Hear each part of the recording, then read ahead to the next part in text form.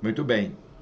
Retornamos para continuarmos com o nosso estudo sobre a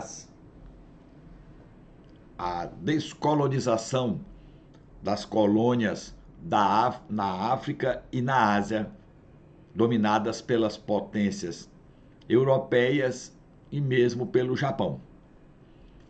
Vamos começar vendo que todos esses dois locais, África e Ásia, foram ocupados naquele processo que os países se industrializando, começando a industrialização, buscavam mercado para os seus produtos que estavam em produção excedente. Não só mercado, mas também matéria-prima para as suas fábricas.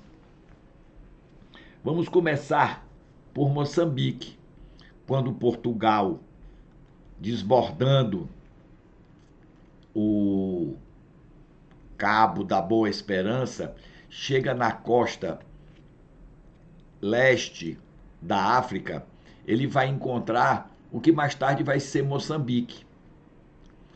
Os primeiros habitantes daquele local eram os Khoisan, que eram caçadores e coletores. A costa era baixa, cortada por planícies de aluvião, aquela terra trazida pelos rios, possuíam grande fertilidade, favorável à fixação de caçador e coletor. Os primeiros homens nas savanas africanas eram caçadores e coletores. Eles ainda não tinham a prática de descobrir que poderiam plantar alguma coisa para colher em uma determinada época. Poderiam fazer isso se tivesse o controle das águas, como aconteceu no Egito, onde eles controlavam a irrigação e obtinham a colheita. Então essa região, lá nos séculos I até o IV, ele foi invadida pelos bantus, que eram agricultores com conhecimento de metalurgia. Nem todo mundo sabia trabalhar com metal, fazer um machado, uma faca, uma ferramenta. Mas a base da economia era a agricultura. E o que se fazia de manufaturado era apenas para atender a necessidade da família. E se precisasse de alguma coisa que a família não soubesse fazer, era tudo feito na base da troca com outras tribos próximas. Então, os primeiros habitantes ali da região de Moçambique vão chegar entre os séculos 9 e 13, vão chegar populações oriundas do Golfo Pérsico. O Golfo Pérsico era um importante centro comercial. Então eles já vinham com aquela ideia de comprar, trocar, vender, produzir. E eles começaram a criar entrepostos na costa africana. Então a estrutura dessa sociedade, apesar de não muito desenvolvida, eles formavam os verdadeiros estados. Era o Zimbábue. E aí esse nome foi indo oriundo de Mad-Zimbábue, que eram amuralhados, que protegiam as residências dos nobres. Vemos aqui uma parede de tijolo fechando uma determinada região. Então, passaram por essa região diversos impérios até a chegada dos portugueses. Então, em 1497, vai chegar Vasco da Gama. Ele vai dar a volta no antigo Cabo das Tormentas, que depois passou a se chamar Cabo da Boa Esperança, porque trazia a esperança de se chegar às Índias sem depender da passagem pelos italianos e pelos árabes que controlavam o Oriente Médio. Então, quando ele chegou, já existiam entrepostos comerciais árabes, uma população islamita, seguidora do Islã. E os portugueses, apoiados por exércitos privados, entrou no império dos Maué-no-Tapas e foram ocupando tudo por acordo ou à força. e foram, a partir de 1530, realizando fundação de povoações. E essas povoações dominaram as rotas entre as minas e o oceano. Quer dizer, não adiantava a população antiga, nativa, tirar o ouro, se teria que obrigatoriamente passar pelas povoações portuguesas e pagar uma taxa. Aí, em 1600, Portugal envia colonos de origem indiana para o local, para casar com a filha dos chefes locais e aquele pessoal ficar amigo das tribos locais e facilitar o comércio. Em 1607, Portugal recebe dos chefes tribais a concessão de todas as minas. Então passou a controlar o que mais se procurava: ouro e diamante. Então, a chegada dos portugueses, eles começaram a exigir pagamento pelo uso da terra. A terra que já era deles. Você vai usar a sua terra e vai pagar para mim. Mas começaram a querer plantar oleaginosas. Por quê? Porque a essa altura, já em Portugal e no restante da Europa, estava se usando óleo de origem vegetal para alimentação. Quando chega Vasco da Gama, em 1497, encontra a existência de entrepostos comerciais árabes e uma população islamita. E aí a administração portuguesa começa a tomar conta. Não tinha muita ocupação portuguesa. Ela tinha poucas capitanias ao longo da costa. As ordens para esta região vinham de Goa, um outro local português. E a administração portuguesa contava com os comerciantes estabelecidos no interior e não na beira do mar, para fazer a sua administração. A principal preocupação da administração portuguesa naquela região de Moçambique era o controle do ouro nos séculos 16 e 17, que eles tinham controlado o acesso das minas até o mar. E nos séculos 16 e 17 também, controle do marfim e de escravos. Mas a administração não conseguia cobrar impostos. Então, o Marquês de Pombal, quando assume o gerenciamento português, vai transformar a região em vez de extração de recursos naturais, em um local para produzir bens. Isso lá em 1875. A essa altura, já se está na disputa, na ocupação dos espaços africanos, depois da Conferência de Berlim. Então, Portugal está disputando com britânicos e holandeses. Holandeses que eram grandes comerciantes. E aí, em 1928, passando o tempo, vai acontecer a eleição de Oscar Carmona e Salazar vai ser ministro das Finanças de Portugal. Aí ele vai dizer que as colônias devem servir como fonte de matéria-prima para a indústria da metrópole. E é editado um ato colonial. Vamos ver as características desse ato colonial. Esse ato colonial permitia vender mão de obra das colônias para as minas sul-africanas. Então ele pegava o morador da região de Moçambique e vendia a mão de obra para as minas sul-africanas. Vai usar a Igreja Católica como força civilizadora dos indígenas, para transmitir aos indígenas os valores portugueses. E ele fazia tudo para enviar aquele cidadão mais pobre de Portugal, em vez de ficar mendigando pelas ruas, fosse para as colônias tratar a terra e se estabelecer.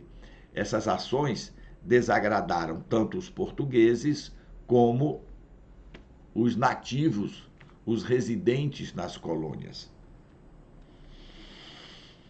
Então nós vamos começar a guerra pela independência, apoiado por aqueles movimentos que aconteceram, como aquelas reuniões, Conferência de Budang. Vão ser fundados movimentos para buscar a libertação dos seus países. Vai ser fundada a Frelimo, Frente de Libertação de Moçambique. Foi fundado como um partido político. Era o objetivo desse partido político. O presidente era um médico. Lutar pela independência de Moçambique. Essa luta armada vai começar em 25 de setembro de 64, quando acontece um ataque ao posto administrativo de Chai. E o fim da luta vai acabar 10 anos depois, em 8 de setembro de 1974. Então, essa guerra da independência foi o resultado de uma frustração contra a forma de administração estrangeira, contra a forma de administração de Portugal, que só se preocupava em defender os interesses econômicos portugueses na região, e contra a política portuguesa em relação aos nativos. E eles foram influenciados por aqueles movimentos de autodeterminação africanos do pós-guerra. E os moçambicanos se tornaram nacionalistas, passaram a se ver como filhos daquela terra, que deveriam lutar pela liberdade da sua terra. Os moçambicanos mais cultos eram contrários à independência de Portugal. Diante desse movimento, Portugal incrementa sua presença militar e aumenta os projetos de investimento. Estrada de ferro, ponte, hospital, escola, mas aumenta também a quantidade de soldado. As tropas portuguesas eram superiores à Frente de Libertação de Moçambique. Então a inteligência de Moçambique foge. Inteligência são aquelas pessoas mais cultas, pensadores, que pensavam como seria um novo Moçambique. Fogem para os países vizinhos. Apoio a Frelimo, União Soviética, China e Cuba. Isto fez com que resultasse numa violência após a libertação de Moçambique por mais de uma década.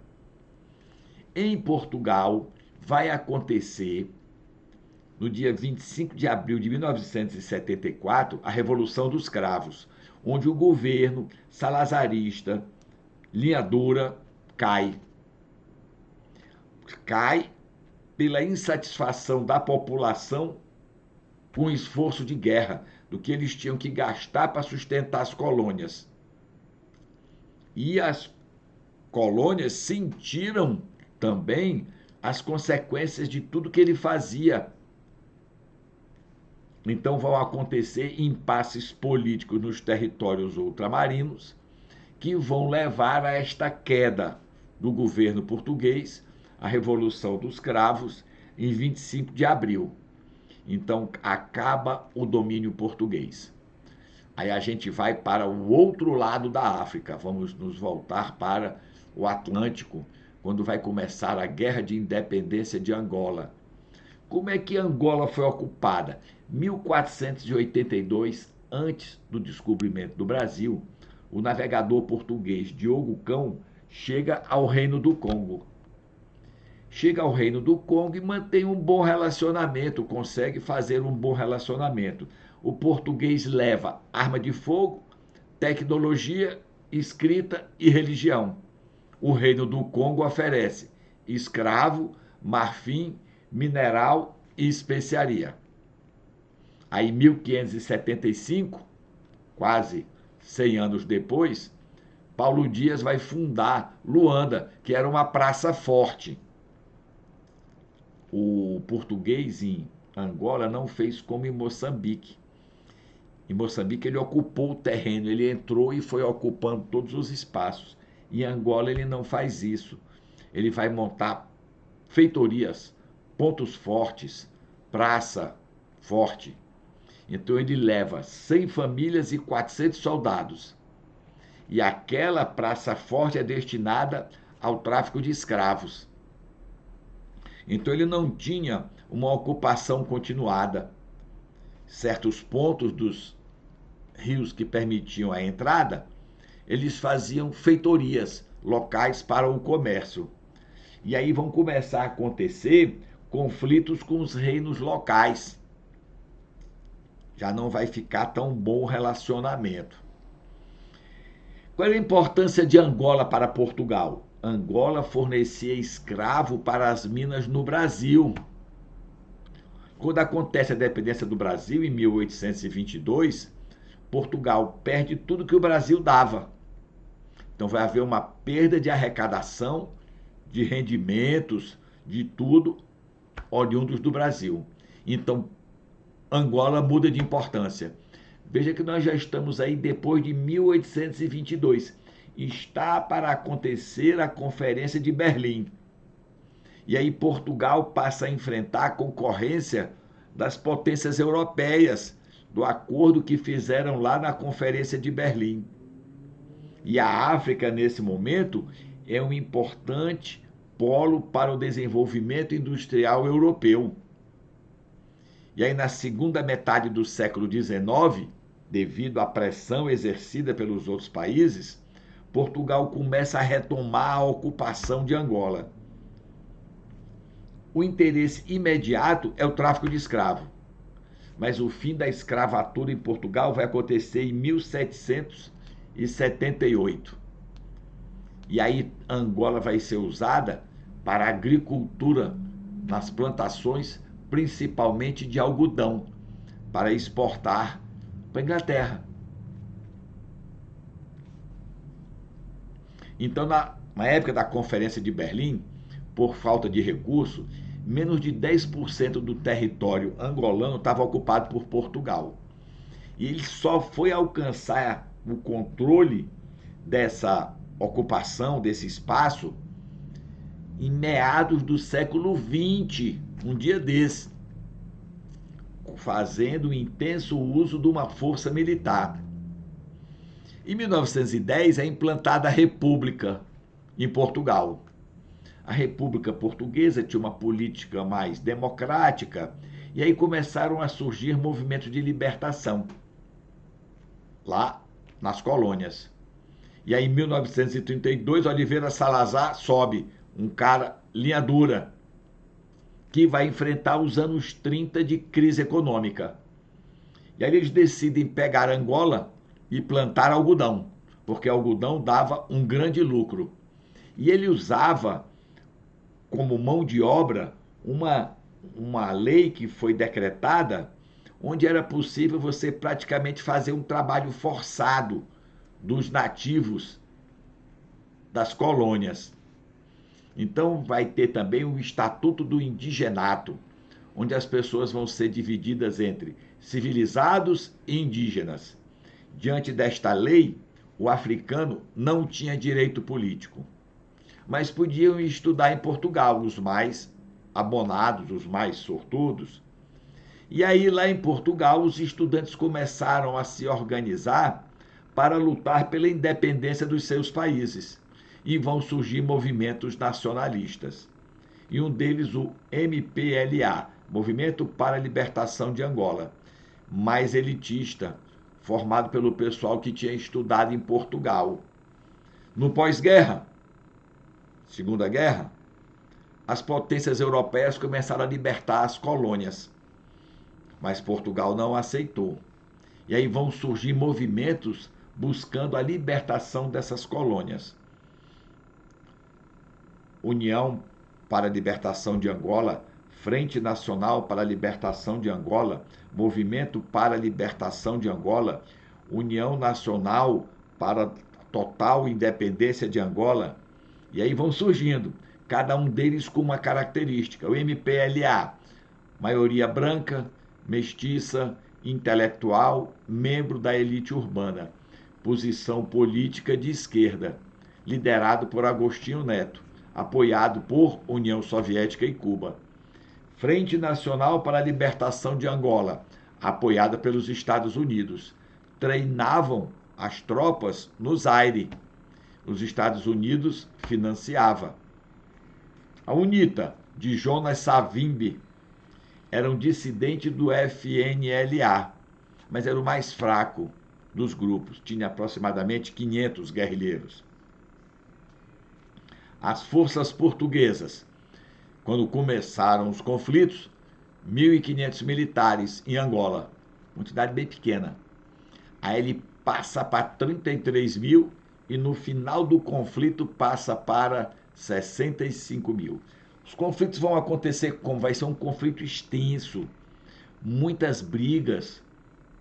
Então, em janeiro de 61, os trabalhadores dos campos de algodão fazem um movimento contra as duras condições de trabalho.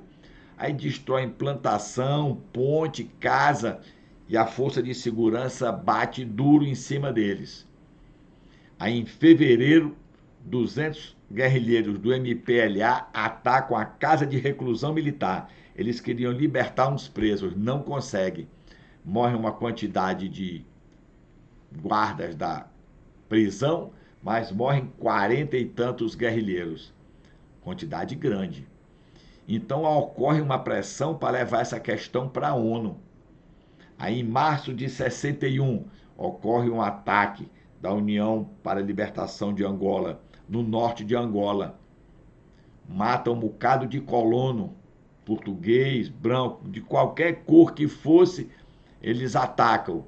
Os colonos não esperam a reação da tropa portuguesa. Eles se juntam com todo mundo e reagem, atacam outro local e matam todo mundo também. Aí, a Assembleia da ONU, então, se reunida em 61, dá uma posição favorável à autodeterminação dos povos. Em 66, Jonas Savimbi cria a UNITA. E aí, 25 de março da década de 70 já, ocorre a deposição do regime salazarista. Então o governo português perde força. Os militares já consideravam a guerra perdida. Então, em 15 de janeiro de 1975, ocorre o Acordo de Alvor, onde é concedida a independência de Angola. Foi feito esse acordo juntando os três movimentos e o governo português. Esses três movimentos nem todos tinham a mesma orientação política. Então o governo português sai, os três movimentos assumem o governo e aí dentro de pouco tempo começam a lutar entre si, até que mais tarde um deles vai preponderar e vai passar a administrar o país como um todo. Esta foi uma região que teve a libertação muito penosa, muitas vidas. Mas, quando você luta por aquilo que acredita, qualquer sacrifício é válido. Vamos estudar para obtermos a aprovação para o nosso primeiro ano do ensino médio. Vamos pensar o que é que nós queremos ser quando crescermos. Muito obrigado e boa noite.